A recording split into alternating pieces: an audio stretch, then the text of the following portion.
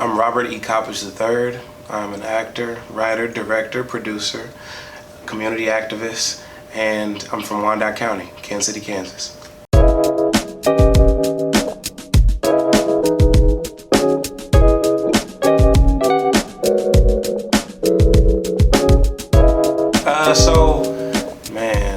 I always had like extra energy, and I always thought about things and wanted to express those thoughts. And I also always would like mimic people. I'd like do their voice. If you do something, I want to do it too. Sometimes I'd just do it to myself. Like you would say something and then I just mouth it. I just like mouth what you just said. Like, what are you doing? But as a little kid, that was my thing. And so I think one of my elementary school teachers, she was the music teacher, she was putting on a musical, and it was called Pets. And they wanted me to do like a main role, one of the animals, and I was like, I don't want to be no animal. I want to be the boss. I want to be the owner of the shop. The owner of the one who like owned all the buildings, he only had like 2 lines, and one of them was like a screaming line. He got to yell at one of the employees, and the employee was going to be put out of the whole building. Like their whole pet store was going to be shut down. And I wanted to be the boss that came in and was like, get the money or get out. And so all the pets in the play are like trying to come up with a solution. They're trying to help the shopkeeper keep the place, right? So my teachers tried to convince me to like be one of those, and I'm like, I don't want to. So the night of the performance, we're at Wyandotte High School, and the kid who plays the bird, he can't show up, he's not there. His mom couldn't bring him or something. And so everybody knows that I knew everybody's lines. I knew the play front and back, because I just was like, I'd be bored, so I just listen to everybody do the play, and I hear it so many times that it's just stuck in my head. So I know everybody's lines. So they're like, hey, put him in that costume. So I get out there, I do the bird, and I do my part too. So everybody's in the audience, they're like, you know, some people didn't notice it, but then like when they realized it, like my grandma was there, my mom was there, so I was just like, you know, this is it. I could do this. Like, this is cool. Like, people are recognizing it, and it's not a taxing thing. It's fun for me. Yeah, I enjoy this. My mom started taking it serious, so she got me in classes at Theater for Young America and at the Alcott Art Center. I'd take improv classes over there, and then I'd go to just take acting classes over at TYA. And Jackie is who taught me over there. And Jackie Gafford. Yes, Jackie. Yes, she had me in her classes, and I remember those times because it was different. I mean, it was just different, and it was very much where I wanted to be, and I felt like they were gonna get me there. So I auditioned for a play over there, and that's where I started to learn how to like code switch. So like, you know, talking like black folks over here, and then come over here and try to talk professional. And then it's like, in the audition I did that, and I told my mom what happened. I was like, yeah, I really pronounced all the words. I was like, she was like, what do you mean? How'd you do it? I was like, yeah, I told them I went to New Chelsea Elementary. And so she's like, she starts cracking up. She's like, yeah, that's not how you do that. I got into a show there. I got into a show with TYA. It was Cinderella. I was one of the like extras, one of the helpers of the fairy godmother. And I got to work with somebody named Johnny Bowles, and he was just amazing at the time. He played actually the stepmother. He was the evil stepmother. And so that was my first time working with a man who was dressed up as the woman. But I saw Mrs. Doubtfire. I saw Big Mama's House. I was used to that. And like, he killed it, right? So after that, they did another show called Monarchs of KC. And so I got in that show. And so that was Danny Cox. He wrote a play, wrote a show, wrote the music for it. And like, I got to miss school, you know. It wasn't a summer show, so it was like winter, and I got to miss school. I got to, get paid. I got to perform at TYA and at the Gym Theater and at Union Station. And this is all in 6th, 7th grade, so I was like, oh, this is great. So years go by, nothing happens in high school, but I start doing speech and debate, forensics, and it was like some improv. It was a thing called IDA, improvised duet acting. You get in with a partner and they give you a subject, they give you a scenario, and then you just act for 3 to 5 minutes. So we were doing that. I was bad at first, then I got good. Then we started winning. Then I started to do other competitions. Went to nationals. I was state champion. Really did good. But after high school, I don't know. I got married real young. So because I got married real young, I was like just working. I was like, there's no money in acting. You can't make a living off that. You can't go to college for that. Like, those were my thoughts at the time. And so I didn't. I just got married, and then I had a kid. And then, like 2017, I saw play Raisin in the Sun at KC Rep, and Tosin was in it, and Bree was in it, and Rufus was in it, and Walter Coppage was in it, and I was just looking at everybody up there. I was like, I could do that. Like, what you were talking about earlier, like that moment where it's like, I could do that. Like, I'm sitting in the audience, and I'm just like, I should definitely be doing this. I should be up there. So then we leave, but I'm there with at the time my job was the Boys and Girls Club. So I was just taking them on a field trip just to see the show. The crazy part is I saw Walter Coppage when I was doing the shows when I was a kid, because we got the same last name. They're like, are y'all related? It's like, no. So they take me to the Unicorn to see a show that he was doing at that time called Yellow Man. And so that was my first time seeing a Unicorn show, first time seeing Walter Coppage act. And then now it's like, we fast forward and I'm seeing him on the stage again. And I'm like, I think I could do that. Like, so the next month I get a call from the Coterie. I didn't audition. They called me. They're like, hey, would you like to do a callback for a play?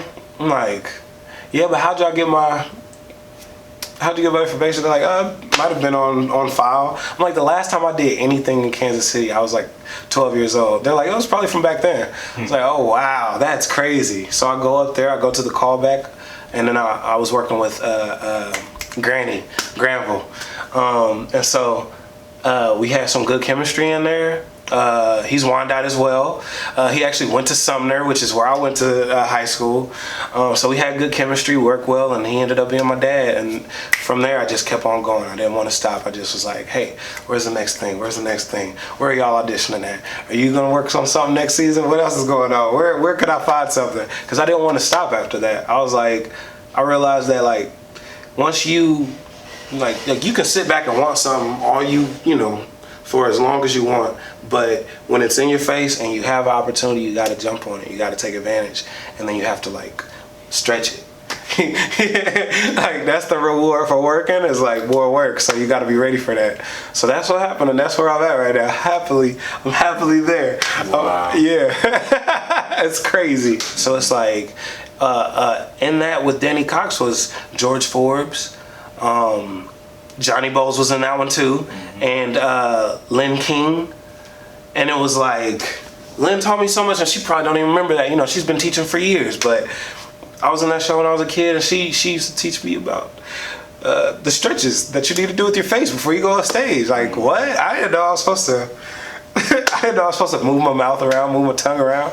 Like, these things that I was learning then, as a kid, I was in those improv classes, and I was taking real life experience. I take those, I teach that now. I teach those things that I was learning. I teach them to the kids in Tribe University. I teach them to young actors in Tribe U. So I'm like a sponge in that way. I'm going to pay attention, and I'm going to remember. I don't care if I was 10 years old. I'm going to remember the fact that you said, you want to do it like this, because I want to remember why. Like, because I want to pass that information on. I feel like that is what all of this has been. And that's what I'm seeing now.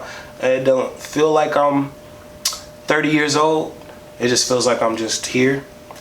I don't know if that even makes sense. Mm-hmm. But like, I don't feel like I'm 30, but I feel like I have learned a bunch of things and seen a bunch of things, and I got some stuff that I can give to folks. And somebody wants it. Somebody wants information. Somebody wants some knowledge. So that's... They're calling. Yeah, look. So yeah, that's that, man.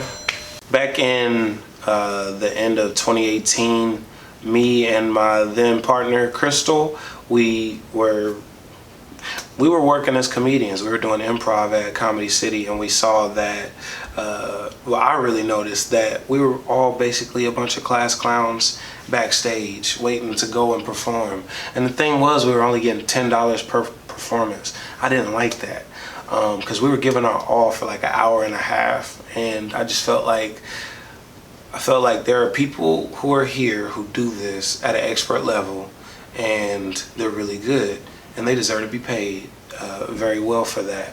They deserve to have a lot of opportunities. They deserve to at least, if there's a way for them to make some money, there should be a way for them to make some money. So somebody's got to create that. So I'm just sitting backstage. I'm just looking at them and talking to them and just working with them, and then I'm like I said earlier, I'm a sponge. So I'm peeping all of the games that we play, all of the activities that we do, and I'm like, yo, we should have had something like this when we were kids. We should have had a space where we could be extra, where we could be loud, where we could make a decision and it would be supported instead of being shut down or being told that you got to be quiet, or that you're lying, or that you're too much, whatever. I wanted to give a space for us, people like that, because when I was in elementary school, everywhere was my stage, right? But if there had have been some constructive reinforcement, like, hey, this is where we perform, and this is how you perform. Like, okay, you're a class clown, but are you funny? Okay, yeah, you're funny, but do you know some technique? Like, do you know some skill? Like, do you know why that's funny? So I wanted to teach that. I wanted to give the class clown a space to get better and to just get smarter. So I made Tribe University, where we really cultivate public speaking skills, quick thinking skills, problem solving skills, and just teamwork. That's what it's about. That's Tribe U. I really wanted to see people who look like me getting opportunities, because when I was doing improv and going into stand-up open mics, all white men.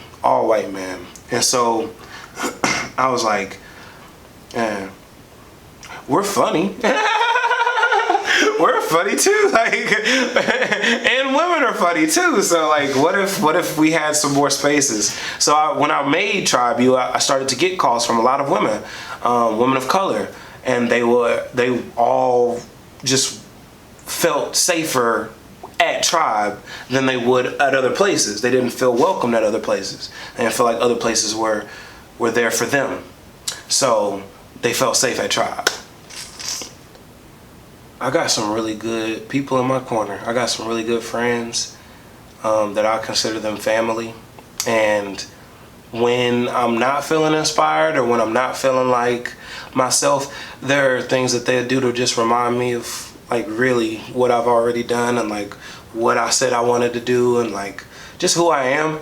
They keep me grounded, and they keep working. So it's I like keeping up. I like to, I want to be in the head. I want to be in the lead. I want to be it's a good, it's not even competition. It's just I want to see you win. I want to win too. You want to see me win. You want to win too. We're going to help each other, but this is how we help each other. I'm going to keep going. Everybody else is taking a break. Everybody else is exhausted. They're tired. I'm going to keep going. I'm going to stay up tonight. Oh yeah? Okay, well I can stay up too, man. I have ideas. All right, so I'll be doing Tony Stone at the Unicorn, August through September. That'll be a fun show. Tony Stone is the first woman to play professional baseball. She played for the Negro Leagues, and she was a black woman. So make sure you all come out to see that, support that. Gonna be releasing Black Hookah in October. Gonna be having a movie. Got 2 movies coming out. The Unseen, that's J.S. Hampton. Jay Hampton, let me tell you, man. That project is gonna be nice. Everybody from Kansas City is in there, so that's gonna be really nice. I can't wait to see that. That is about a young black woman whose ancestors come to the future and give her superpowers. So I get to be a character on there who helps her figure out some of her powers. And then I got another movie coming out called The Devil Comes to Kansas City. I'm actually a supporting character now. It was one of my first one of my first big ones. We actually filmed a good chunk of it out in LA. And then some of it here in KC as well. So you'll see some familiar spots when that movie comes out. And then in August, there's going to be a show called Love at First Bite. It's on Hy-Vee's new station. They have a TV. Did you know that? Did you know that they have? Yeah, Hy-Vee has a TV station. It's called HS TV. And so I did a show called Love at First Bite. It was my first time going on a blind date. And so we went to a grocery store. We went to Hy-Vee, and then we cooked afterwards. So that'll be out pretty soon. Other than that, man, just stay locked in with us. Follow me, KC Tribe U, on Instagram and Facebook. Robert E. Coppage III. That's Coppage. You can just find me anywhere. The Tribe U. At gmail.com. I don't know why I'm naming my Gmail. 512. No, stop.